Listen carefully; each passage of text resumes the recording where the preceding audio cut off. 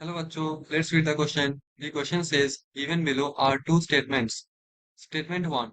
Ethene at 333 to 343 Kelvin and 6 to 7 atm pressure in the presence of aluminium Et thrice and titanium tetrachloride TiCl4 undergoes addition polymerization to give LDP. Statement 2. Caprolactam at 533 to 543 Kelvin in water through step growth polymerizes to give nylon 6. In the light of the above statements, choose the correct answer from the options given below. Option A, both statement 1 and statement 2 are true. Option B, statement 1 is false but statement 2 is true. Option C, statement 1 is true but statement 2 is false. Option D, both statement 1 and statement 2 are false. So question पे आपको ये पूछा गया कि हमारे पास क्या है, हमारे पास दोनों स्टेटमेंट है। स्टेटमेंट 1 पे लिखा हुआ है कि जो हमारे पास इथीन होता है जो 333 टू 343 केल्विन पे और 6 से 7 एटीएम प्रेशर पे क्या होता है, in presence of try aluminium and titanium tetrachloride में पॉलीमराइज कर जाता है एंड हमको देता है लो डेंसिटी पॉलीथीन। और स्टेटमेंट 2 पे लिखा हुआ है हमारे पास क्या है, कैप्रोलैक्टम है जो 533 टू 543 केल्विन पे क्या होता है, हाइड्रोलाइज हो जाता है देन फॉलोड बाय पॉलीमराइज कर जाता है and हमको देता है नाइलॉन 6। तो इन दोनों स्टेटमेंट से कौन सा स्टेटमेंट ट्रू है कौन सा स्टेटमेंट फॉल्स है हमको ये बताना होगा। So the key concept of this question is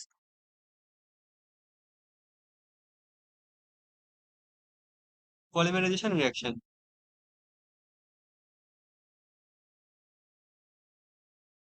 Polymerization reaction.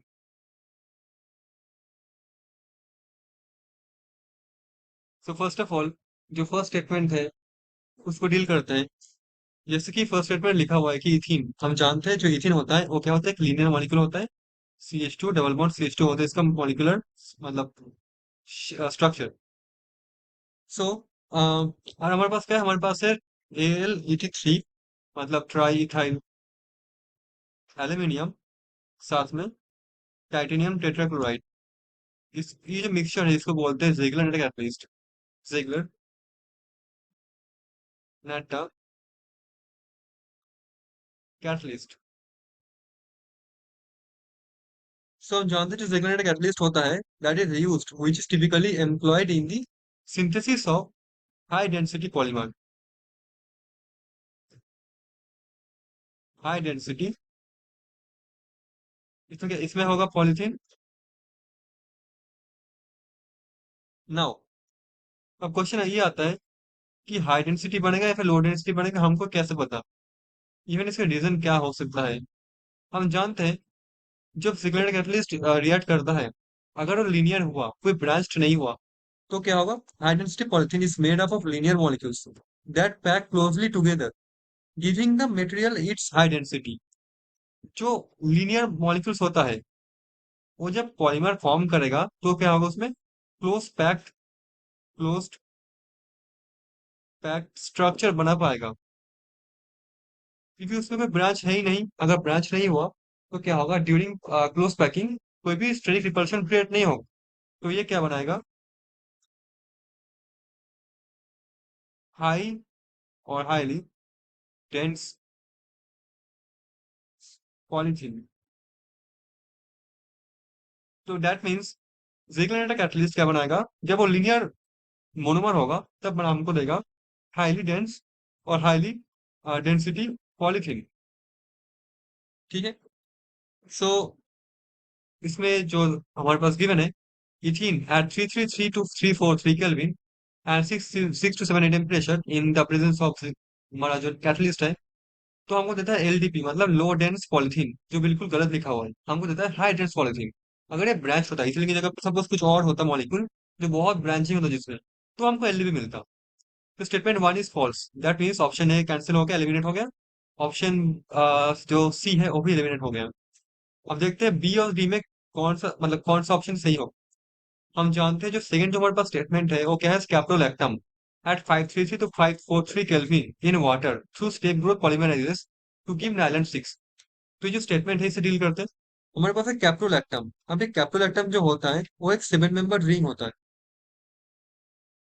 जो होता है सी डबल बॉन्ड ओ। एक अमाइड होता है, साइक्लिक अमाइड। इलेक्टम मतलब इतना साइक्लिक अमाइड होता है। यहाँ पे होगा CH2, यहाँ पे होगा CH2, यहाँ पे होगा CH2, यहाँ पे होगा CH2, यहाँ पे होगा CH2 and this one. So 1 2 3 4 5 6 7 member ring हमारे पास है। नाउ जब मैं इसमें वाटर ऐड करूंगा और वो भी कितना टेम्परेचर पे, 5332543 केल्विन टेम्परेचर पे। तो फर्स्ट ऑफ ऑल ये हाइड्रोलाइज होगा। हाइड्रोलाइज होने के बाद फर्स्ट ऑफ ऑल क्या होगा, वाटर इसमें अटैक करेगा हाई टेम्परेचर पे इस कार्बन को। ये पाई बॉन्ड क्या होगा, ब्रेक करेगा, फिर से पाई बॉन्ड लौट के आएगा और जो NH है ये ब्रेक हो जाएगा। तो हमको एक लीनियर चेन टाइप का मिलेगा, C double bond O after H+ जो रिलीज होगा after releasing of H+ from this water, क्या होगा, ये बनेगा सॉरी OH। यहाँ पे होगा CH2, यहाँ पे होगा ओके 1 2 3 4 5 CH2 है, तो मैं इसको CH2 होल 5 लिख सकता हूँ। और हमारे पास होगा NH। देखो फर्स्ट फर्स्ट ऑफ ऑल बनेगा NH-। और जो NH- है, ये जो वाटर से जो H+ रिलीज हुआ था उससे प्रोटॉन लेकर NH2 बन जाएगा, राइट। नाउ अगर सपोज हमारे पास ऐसा बहुत सारे मॉलिक्यूल, सपोज N मॉलिक्यूल है, तो क्या होगा, ये सब इतना हाई टेम्परेचर पे पॉलीमराइज कर जाएगा। स्टेप ग्रोथ पॉलीमराइजेशन उसको ही बोलते हैं। और हमको अल्टीमेटली आफ्टर पॉलीमराइजेशन क्या मिलेगा, एक पॉलीमर मिलेगा। ये बनेगा कैसा, और ये कैसे बनेगा, ये बनेगा through condensation reaction, through condensation reaction. तो ये बनेगा CO यहाँ पे CH2 होल 5 NH, और यहाँ पे बनेगा हमारा ये होल N पॉलीमर। इसको बोलते हैं नाइलन 6 क्योंकि इसमें 6 कार्बन था मोनोमरिक यूनिट पे, that's why. So nylon 6 is used for the manufacture of tyre cords, fabrics and ropes, right. तो जो स्टेटमेंट यहाँ पे लिखा हुआ है बिल्कुल सही लिखा हुआ है। तो statement 1 is false but statement 2 is true. So B is going to be the answer of this question. Hope you understood it well. Thank you so much.